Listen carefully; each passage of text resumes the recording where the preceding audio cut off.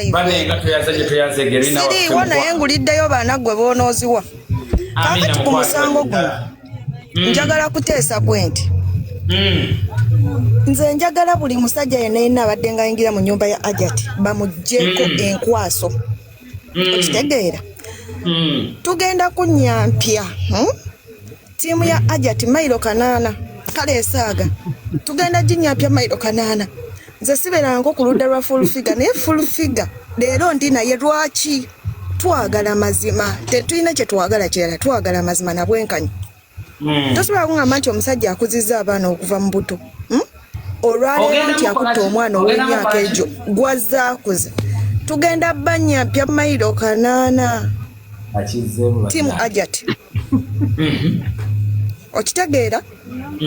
Tetwagala bulimba abakazi basusse nnyo okuba nze gwolaba sibeeranga okuludda lw'abasajja kuba abasajja babonyabonya singa yajja nakigendererwa nti tampa buyambi ekyo kiwulikika mu public naye okwata omwana alimba ne Ruth Kalibala yabidduka ono naalonga ajja azunga n'endagamuntu gy'obeerabye twamusabye essaawa zino ffe gye twagala free Hajji equity for men.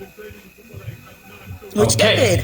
Ebyo byonna byonna bye babyogamba tugenda kufeffetta buli kamu.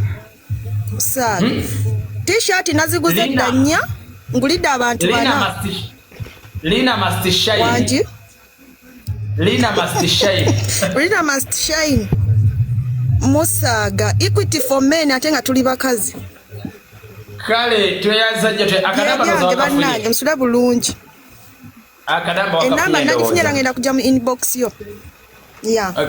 Kale mukwano tweyanzege era message kasitangira aba wano ambakakasa abantu nti Lina ebibya bikozeeko wendabira message abantu ngabagamba nti Lina ebibya bikozeeko Yidi is it Yidi akazindalo kaliwo taata wange wejje mu mute Yidi kuli wejje mu mute yes Yidi yetadde mu mute ate tayogera kale katugende ewa MTC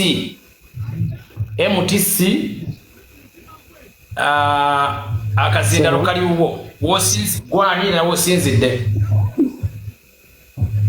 MTC amanya Musoke Godfrey MTC nsinzidde Lugazi ndi mugoberezibwo ebbanga lino okuva omusango guno lwe gwatandika oba keesi eno lwe yatandika nzize nkugobera webale nnyo ssebo webalire ddala byonna byokoze Mukama akuwe ekisinga ne full figure siri muwagizi we nye Ruutu eno muwagira yeebale nnyo byonna yebalire ddala era nsaba nga nzikiriza bwe naaba nsobodde ngenda kugulayo t-shirt bwe tunaatuukira nga 31 nja kuba maze okuweereza ssente kale sirina nnyo bingi weewaawo sebo embeera bwetyo bwetambula nkugambye nkujjukiza nti tuli mu sivunaanyizibwa ku byogerwa nze ntaddewo mukisa abantu bateese nkiddamu ebyo byowulira si bigambo byange bya muntu sekinnomo misaki akazindalo kaliwo kati nawe teesa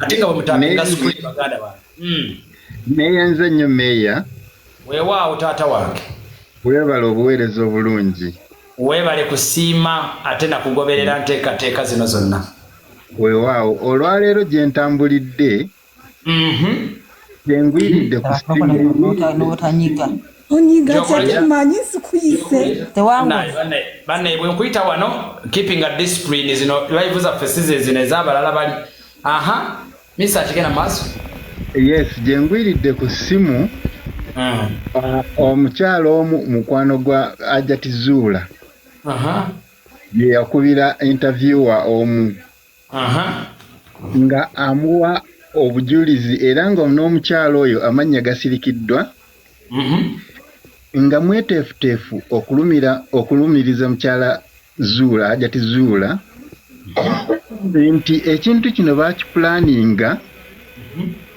omwaka gumu n'emyezi 8 emabega nga yamugamba amunoonyeze omuwala omuto actually nga mukozi wa waka naye nga omuwala oyo simbeerera naye nga muto naye nga simbeerera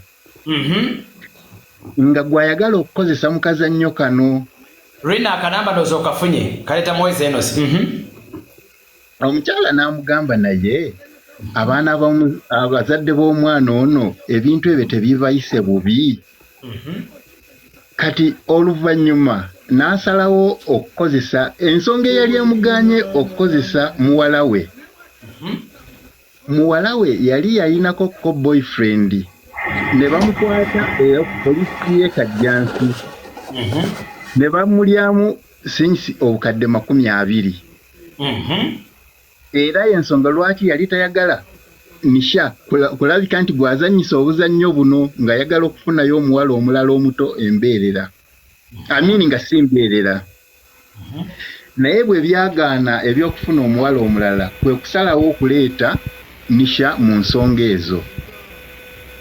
Omukyala agamba ye mwetefutefu okulumiriza Hajjat Zula bw'anaaba ng'ayitiddwa okukola statement. Olw'ensonga tusobola omufuna. Ngenda gezaako okumunoonya tulabe. It's me, Carlo. Okay. Gundi bwino yenna amulina engeri gye babiplaninganga. Kale tujja birinda ojja kujja mu kabokisi abenge gye tuyinza omutuukako omuntu oyo. Kale toyanza nnyo toyanzege webali kubanga okyagoberera nze kyemmanyi ffe nkugambye bino birowoozo by'abantu sekinnoomu sivunaanyizibwa ku ndowooza z'abantu wabula birowoozo bya muntu sekinnoomu ate buli muntu endowooza ekyabugagga kye kakati ekyaffe kyakwanika kujja ne tweta abantu buli omu n'ayogera ne yeeyabya t-shirts gambye weeziri ng'ennaku z'omwezi 3 twagala tunyume oli wadde mboga nti nguliddeyo abantu 2 wadde mboga nti nguliddeyo abantu 3 oba nange kanneegulireyo emu ebyo ne bitambula ne mutadda byakwekwasa ate smart twanyumye tetugenda kukola fujjo tugenda kubeera bakakkamu wabula tulaga mbeera. Yes addako omwogezi tolina linnya osinziddewa wemyuka nkulamusizza mmeeya. Yes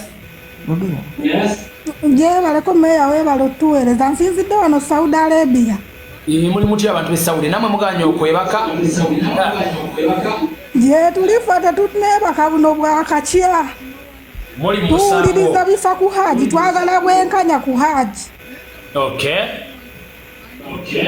Sirina bingi nnyo naye nzize ngoberera byonna mbiwulira naye nze nga nze tuyinza kuwaayiriza abasajja batyo tutyo. Tulina abaana baffe ab'obulenzi bajja kutuuka mu eno situlago ono Hajjat alumirirwemu. Genda weeyabye yogera wemale goga. Ndi munyiivu nnyo Hajjat, ndi munyiivu nnyo ku Hajjat, ndi ttiimu fulufiga siyogerangako fulufiga naye ku kye yakola ku luno ndi ttiimu ye twagala bwenkanya bwa Hajji. Twagala bwenkanya bwa Hajji meya t-shirt emu ngenda kugigula ojja jimpeera omuntu yenna ajambale tugende tulwanirire eddembe lya Hajji. Yes tuli bakazi tumanye ekituufu n'ekikyamu naye tulemenga okuwaayiriza abasajja ebibi. Abasajja balina ebirungi bye batukolera si bibi byokka.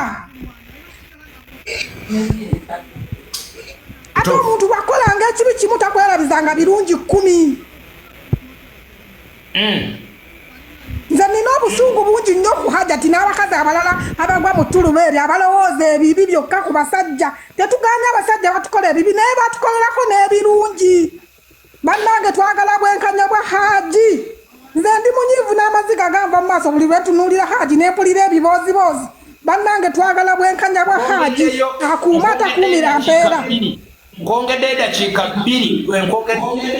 2 wemali kwongera kutoyagala. Alhamdulillah neyanziza mmeeya omukama akumpeera omukisa. Bannange abakazi tuleme fujja ebbi.